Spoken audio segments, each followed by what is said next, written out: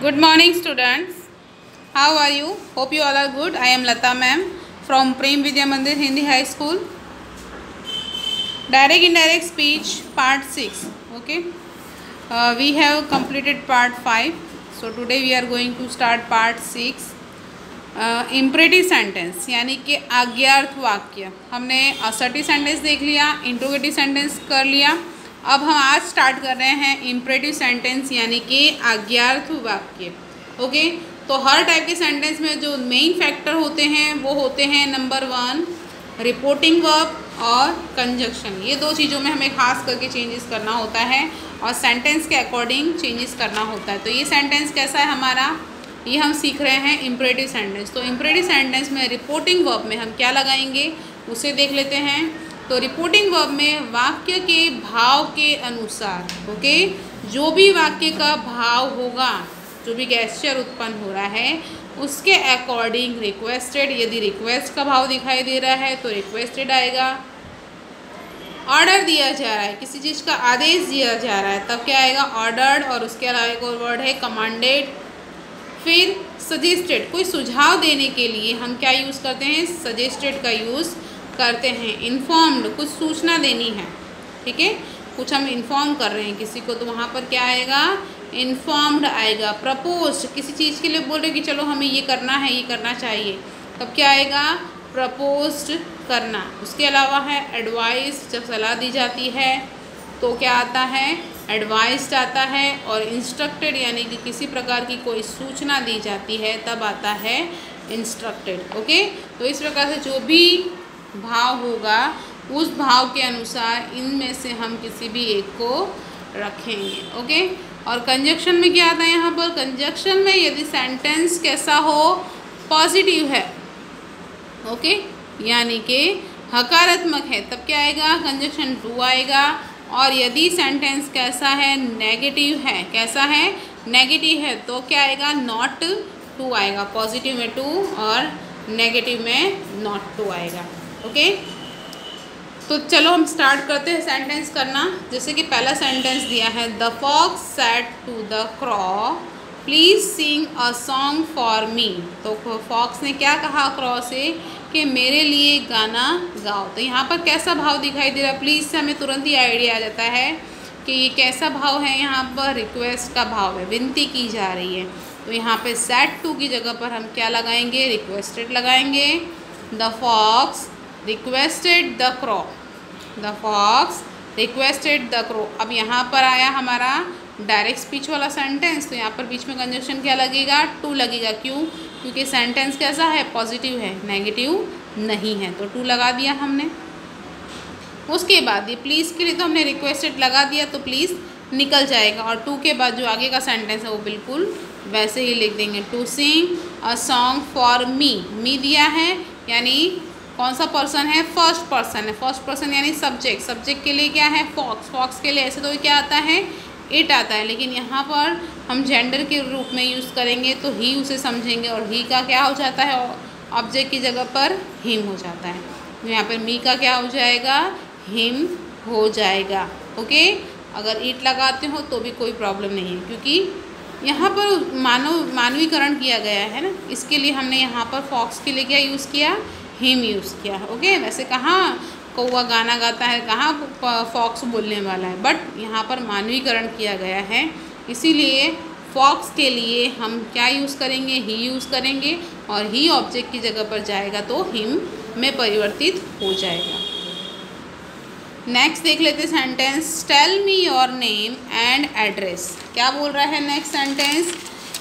अब यहाँ पर डायरेक्ट स्पीच पहले दे दिया गया है और उसके बाद हमारा रिपोर्टिंग वर्ब है ना, ये भी पहचानना आना चाहिए हमें. Tell me your name and address said the stranger. जो डबल इन्वर्टेड का कॉमा वाला होता है वो हमारा क्या होता है, वो हमारा डायरेक्ट स्पीच होता है, ये ध्यान रखना है, ठीक है. तो किसने बोला said the stranger to the boy, ये हमारा रिपोर्टिंग वर्ब है. तो यहाँ पर स्ट्रेंजर ने बॉय से कहा, क्या बोला कि मुझे अपना नाम और एड्रेस बोला. कोई भी अजनबी किसी से नाम और एड्रेस पूछना होगा तो कैसा भाव प्रकट करेगा, रिक्वेस्ट का भाव ही प्रकट करेगा, तभी तो कोई बताएगा.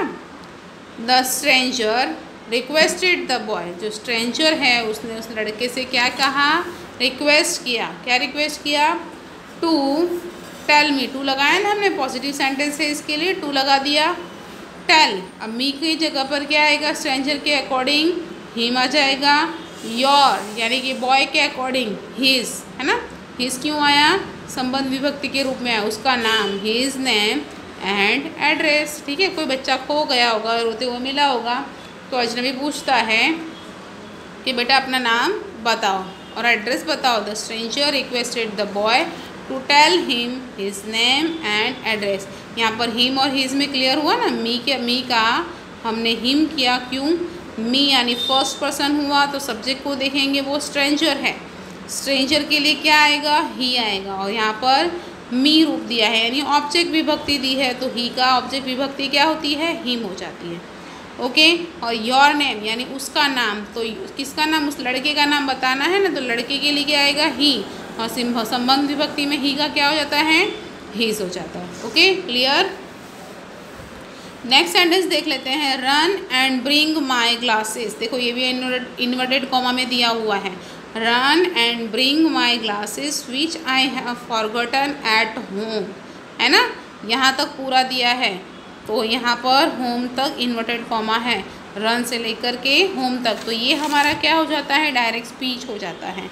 और said my father to me, ये हमारा रिपोर्टेड वर्ब हो जाएगा, रिपोर्टिंग वर्ब हो जाएगा। तो यहाँ पर कैसा भाव दिखाई दे रहा है, अब बेटा अपने फादर अपने बेटे को क्या देगा, आदेश देगा ना कि दौड़ो और मेरी जो ग्लासेस, जो मेरा चश्मा मैं घर पे भूल आया हूँ उसे ले आओ। तो फादर ने क्या दिया, ऑर्डर दिया, माई फादर ऑर्डर्ड मी, क्या हो जाएगा, माई फादर ऑर्डर्ड मी। अब यहाँ पर सेंटेंस कैसा है, पॉजिटिव है, तो टू लगाना है ना। अब क्या ऑर्डर दिया, पहले सेंटेंस तो कंप्लीट करें। My father ordered me to run, क्या ऑर्डर किया, टू रन। यहाँ से हमारा डायरेक्ट स्पीच का सेंटेंस स्टार्ट हो रहा है, तो उसके आगे हमें क्या लगाना रहेगा, टू लगाना पड़ेगा। To run and bring my glasses, तो माई का क्या हो जाएगा, हिज हो जाएगा, हिज ग्लासेस विच, आई की जगह पर सब्जेक्ट फर्स्ट पर्सन यानी फादर, फादर के लिए क्या आएगा, ही आएगा, ही, और हैव दिया है तो हैव का क्या हो जाता है, हैड में कन्वर्ट हो जाता है, which he had forgotten at home. Okay, इस प्रकार से कन्वर्ट हम कर देंगे। My father ordered me to run and bring his glasses which he had forgotten at home. Okay, तो इस प्रकार से टेंस का चेंजेस किया हमने। हैव था यानी प्रेजेंट परफेक्ट टेंस है, तो प्रेजेंट परफेक्ट टेंस को हमें किस में कन्वर्ट करना होगा, पास्ट परफेक्ट टेंस में कन्वर्ट करना होगा, है ना। तो पास्ट परफेक्ट टेंस में कन्वर्ट करने के लिए क्या करना होगा, जो हैव है उसमें हैड आ जाएगा, और वर्ब की थर्ड फॉर्म तो यहाँ पर भी दी हुई है, और इसमें भी हमें वर्ब की थर्ड फॉर्म ही यूज़ करना है। ओके, तो इस प्रकार से हम इम्परेटिव सेंटेंस के जो सेंटेंस है उसे सॉल्व करेंगे, डायरेक्ट से इनडायरेक्ट में कन्वर्ट करेंगे। ओके बच्चों, इसके आगे हम नेक्स्ट लेक्चर में आगे करेंगे next day. Bye students, take care.